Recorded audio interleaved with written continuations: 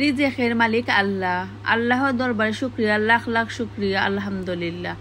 আল্লাহ এত খুশি আর এত মেহরবানি দিয়া ফাটাইছেন ও সুন্দর সুন্দর মাছ।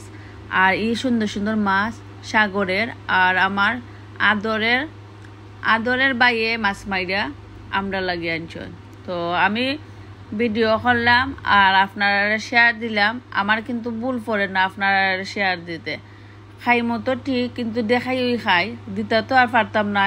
আর মাফ করবাই আর আমারে ভুল বুঝবাই না।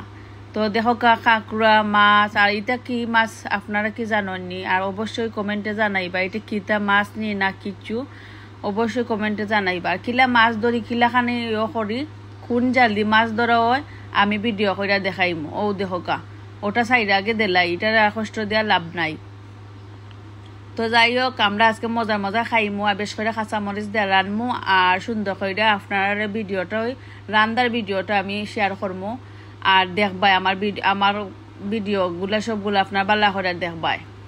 তো আমি মাছটা যে সারিটা দিলাইছেন ওটা ভিডিও করলাম। আর ও দেখো ও জাল দি এটা কি দেখো লাঠি জাল।